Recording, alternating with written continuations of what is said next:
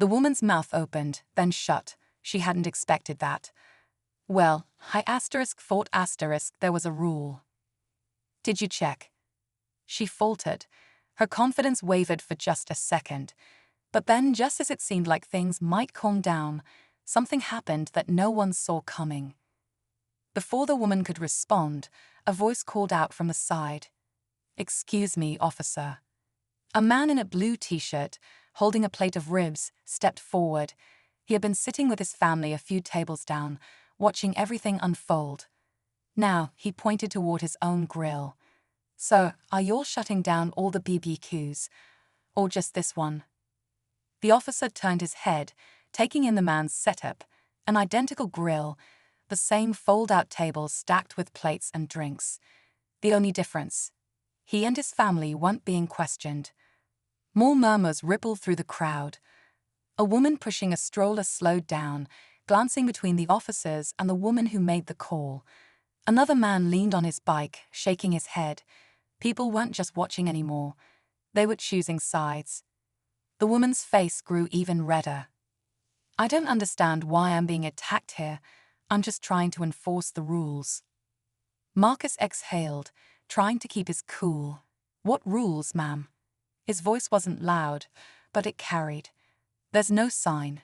No one else is being told to leave. So what rules exactly are you talking about?" For the first time, the woman looked uncertain. She turned to the officers as if expecting them to back her up, but they didn't say a word. Instead, the second officer, a woman with a tight bun, pulled out her phone. She tapped a few times before looking up. "I'm checking the city park regulations right now," she said. "Give me a minute." The woman scoffed. "Well, that's unnecessary. I know what I saw before. Let's just make sure," the officer replied. The crowd was getting bigger now. People who had been minding their own business were drawn in, whispering to each other. A teenage boy on a skateboard rolled closer, recording everything. A mother with a toddler on her hip shook her head and muttered, "This is ridiculous." Marcus felt his cousin shift beside him. "This is turning into something bigger," she whispered. He knew she was right. This wasn't just about a BBQ anymore. This was about who got questioned, who got the benefit of the doubt, and who didn't. And the longer this dragged on, the more people seemed to realize it. Then, out of nowhere, the woman made a move no one expected. She turned sharply and pointed, not at Marcus, not at his family, but at one of the bystanders recording. "You need to stop filming me. I didn't give you permission." The man with the camera, a younger guy in a hoodie, didn't flinch. "This is a public park," he said. "You don't need permission." The woman's face twisted in frustration. "This is harassment. You're all ganging up on me." A few people scoffed. Someone chuckled under their breath. But before anything else could be said, the officer with the phone finally spoke. "Well," she said, looking up, "I checked. And guess what?" The whole park seemed to hold its breath, waiting for her next words. The entire park fell silent as all eyes locked onto the officer. Even the woman, who had been so confident moments ago, looked uneasy. She shifted on her feet, gripping her phone tightly. The officer cleared her throat. "There are no restrictions against barbecuing in this area," she said plainly. "This family is not breaking any rules." A ripple of reactions moved through the crowd. A few people nodded, some exchanged glances, and others let out small scoffs of disbelief. The man still holding his plate of ribs smirked. "Told you," he muttered under his breath. Marcus let out a breath he hadn't realized he was holding. He wasn't surprised, but hearing it out loud, confirmed by an officer, felt like a moment of truth. He turned to the woman. "So now what?" She opened her mouth, but no words came out. Her face was a mix of shock and frustration, like she couldn't believe this wasn't going the way she planned. Her eyes darted toward the officers as if silently begging them to do something. "Well," Tasha asked, folding her arms. "Still think we should pack up and leave?" The woman's lips pressed into a thin line. She looked around, realizing how many people were now focused on her. Phones were still recording. Some folks shook their heads in disappointment, others whispered among themselves. She had lost control of the situation and she knew it. But then, instead of backing down, she did something no one expected. "You know what?" she snapped, taking a step forward. "This is ridiculous. I called because I thought there was a rule, and I was just trying to do the right thing." Her voice rose, shaking slightly. "And now I'm the bad guy. Now I'm being harassed. This is exactly why people don't speak up anymore." It was a beautiful, sunny afternoon at the park, a perfect day for a family BBQ. The smell of grilled burgers and hot dogs filled the air. Kids ran around laughing, and music played softly in the background. It was the kind of peaceful, joyful gathering that brings people together. But then, everything changed. She appeared out of nowhere, a middle-aged woman with arms crossed and an expression that made it clear she wasn't happy. At first, no one paid much attention. After all, it was a public park. Everyone had the right to be there. But the energy shifted when she marched over to the group, her face tight with disapproval. "Excuse me," she said, her voice sharp. "You can't have a BBQ here." The family, a group of brothers, sisters, cousins, and kids, looked up confused. They had been coming to this park for years, setting up in the same spot, following the same rules. There were no signs saying BBQs weren't allowed. Other families, some just a few feet away, were grilling without any issues. So why was she singling them out? One of the family members, a man named Marcus, stayed calm. "Ma'am, we're just having a family cookout like we always do. We're not bothering anyone." But she wasn't having it. Her face twisted with frustration as she pulled out her phone. "If you don't pack this up right now, I'm calling the police." Silence fell over the group. The kids stopped playing. The adults exchanged glances, some frustrated, some wary. They knew how these situations could go. They had seen the videos, heard the stories. A simple afternoon could take a turn in seconds. And then she made the call. "Yes, hello. I'd like to report a group of people illegally barbecuing at the park." A few people started recording. Others just stood there stunned. Was this really happening? Minutes passed. Then, the distant wail of sirens cut through the air. The family braced themselves as 2 police cars rolled up, officers stepping out with unreadable expressions. People in the park turned to watch. The tension was thick, the air heavy with unspoken words. But what happened next, no one saw coming. And that's where this story takes a turn you won't believe. Keep watching to see how this unexpected moment unfolded and how one call to the cops led to something no one expected. The moment the police cars pulled up, the air in the park seemed to shift. Conversations quieted, people stopped what they were doing, and all eyes turned to the unfolding scene. Marcus took a deep breath, steadying himself. He wasn't new to situations like this. He had seen them play out too many times before. But this time, it was his family. His nieces and nephews were watching. And the last thing he wanted was for them to feel afraid. The officers stepped out, their faces unreadable. One of them, a tall man with sunglasses perched on his nose, walked up to the woman still clutching her phone. She immediately launched into her complaint. "They're barbecuing in a restricted area," she said, her voice filled with certainty. "I told them it's not allowed, and they refused to leave." Marcus glanced at his cousin, Tasha, who shook her head in disbelief. Restricted area? There were no signs. There never had been. Just a few yards away, another family, white, was grilling burgers without a single interruption. But this woman hadn't gone after them. Only this group. One of the officers turned toward Marcus. "Sir, can you tell me what's going on here?" Marcus kept his voice calm. "We've been coming to this park for years. We always grill here. There are no signs saying we can't. We're just having a family gathering like a lot of other people here." The officer nodded, glancing around.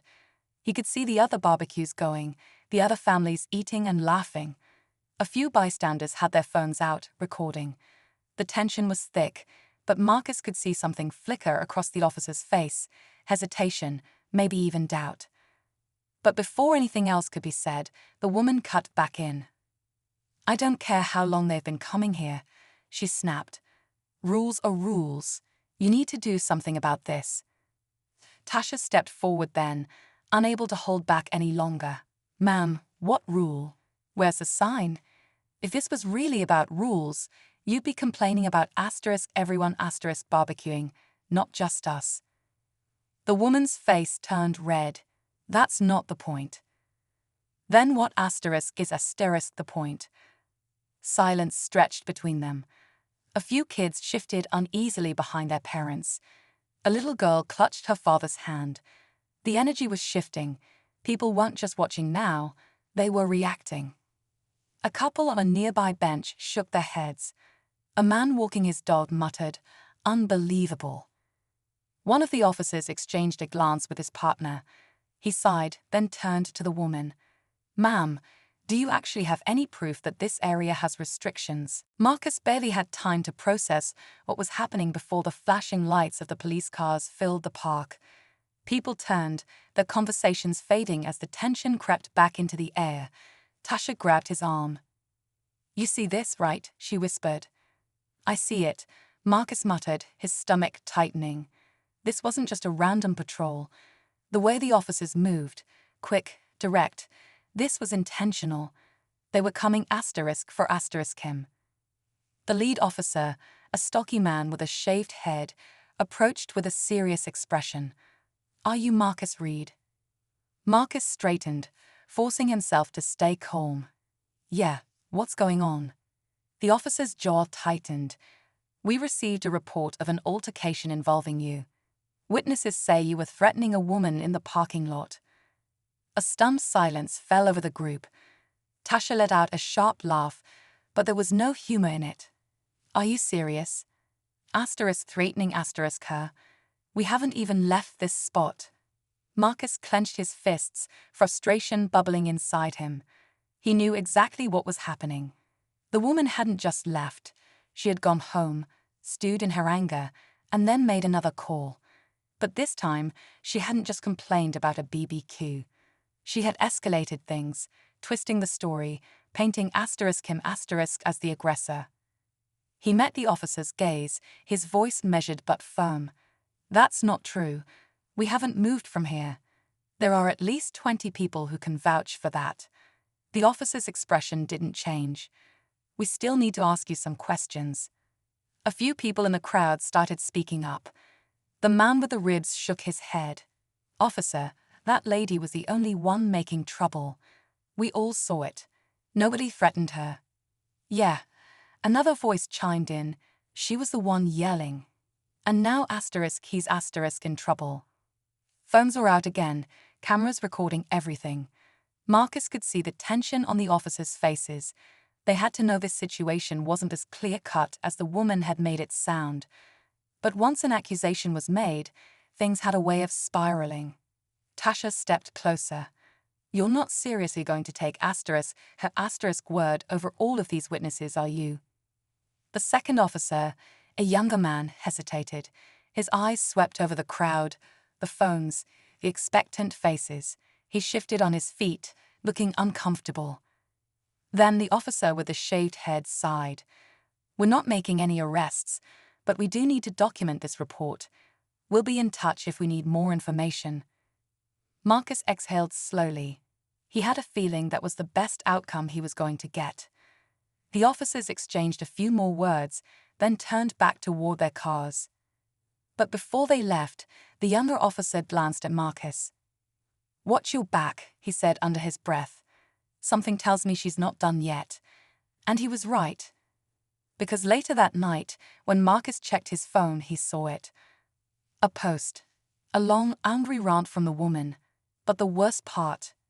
She had shared his name and picture calling him dangerous, aggressive, and a threat to the community.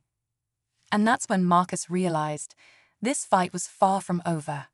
Marcus stared at his phone, his stomach sinking.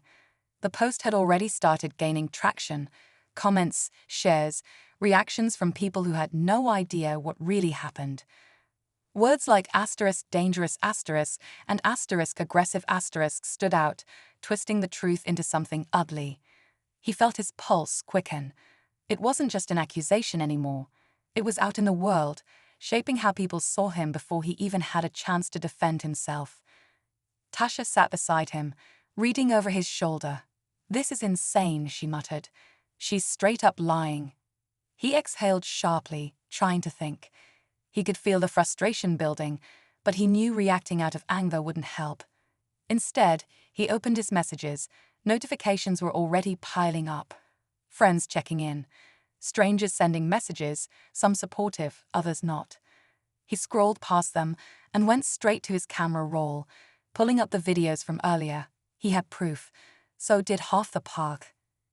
"People recorded everything," he said. "If she wants to spread lies, we'll just tell the truth." Tasha nodded. "Yeah, but don't just react. Make it count." Marcus thought for a second, then started typing. He kept it simple, explaining exactly what happened. No exaggeration, no anger, just facts. He attached the videos, showing the full story from the moment she called the cops to the way she stormed off. Then, with one deep breath, he hit asterisk post asterisk. Within minutes, people started responding. Those who had been at the park backed him up, sharing their own videos and comments. A few even called out the woman directly, pointing out her pattern of behavior. The truth was spreading, and fast. Marcus clenched his jaw, forcing himself to stay calm. "Ma'am, no one is harassing you. You called the cops on us for no reason. Asterisk that's asterisk why people are upset." She let out a sharp laugh, shaking her head. "Oh, asterisk please asterisk. Look at all of you, ganging up on me, recording me, twisting everything. This is asterisk my asterisk neighborhood too. I have asterisk every right asterisk to speak up when I see something wrong." "But asterisk nothing asterisk was wrong," Tasha fired back. "You just didn't like that asterisk we asterisk were the ones having a BBQ." The woman's face darkened, her hands balled into fists at her sides. "That is asterisk not asterisk true." The second officer, who had been quiet up until now, finally stepped forward. "Ma'am," he said, his voice steady, "you made a report. We responded. We checked the facts. There is no violation here. If you don't have any asterisk real asterisk concerns, I suggest you let these people enjoy their day." For a split second, she just stood there, chest rising and falling rapidly, eyes flicking between the officers and the crowd. She could feel the weight of every stare, every camera recording her. Then, without another word, she spun on her heel and stormed off. A few people chuckled. Someone clapped. But just when it seemed like it was over, she stopped. She turned her head slightly, just enough to throw one last glare over her shoulder. "You think you won," she spat. "This isn't over." And with that, she marched toward her car. But something about the way she said it sent a chill down Marcus's spine, because somehow, deep down he knew, this asterisk wasn't asterisk over. Marcus watched as the woman stormed off, her heels clicking against the pavement, her anger radiating with every step. The crowd began to ease, some people shaking their heads, others chuckling at the way things had played out. A few walked away, satisfied that justice had been served, but Marcus couldn't shake the feeling that something wasn't right. Tasha nudged him. "You good?" He nodded slowly, but his eyes were still on the woman as she reached her car. She yanked the door open but didn't get in right away. Instead, she pulled out her phone again, her fingers moving fast across the screen. Marcus exhaled. She's not letting this go. Tasha followed his gaze, her expression darkening. "Yeah, I don't like that look." Before either of them could say another word, one of the officers turned back toward Marcus. "Sorry about all that," he said, his voice low enough that only Marcus and Tasha could hear. "You guys have every right to be here. We knew it from the start, but once a call was made, we have to respond." Marcus studied him, searching for any sign of insincerity, but the officer seemed genuine. "Yeah, I get it, Marcus replied, though his tone was cautious. But what happens now? Can she just keep calling, keep harassing us? The officer sighed. Technically, she can call about anything she claims. By the next morning, the woman's post had been buried under waves of people correcting the story. Some news outlets had even picked it up, shifting the focus onto actions instead. And just like that, the narrative flipped. Marcus sat at his kitchen table, coffee in hand, watching the whole thing unfold. He didn't feel victorious. This wasn't a game. But he did feel relieved. The truth mattered, and this time it won. Tasha walked in, checking her phone. "You see this?" She held up her screen. Another update. The woman had deleted her post. No apology, no explanation, just gone. Guess she wasn't expecting all that pushback. Marcus shook his head. She wanted control. When she lost it, she ran. Tasha smirked. Calmer. The whole thing left Marcus thinking. If he hadn't spoken up, if people hadn't recorded, if the truth hadn't been louder than the lies, things could have ended very differently. Not everyone in his situation got that chance. And that was the real problem. He glanced back at his phone, scrolling past the news articles, the messages, the support. People were paying attention. Maybe this wasn't just about him anymore. "Come on," Tasha said, nudging him. "Let's go get some food. And next weekend, same spot, same BBQ." Marcus smiled, setting his phone down. "Yeah," he said, "same spot."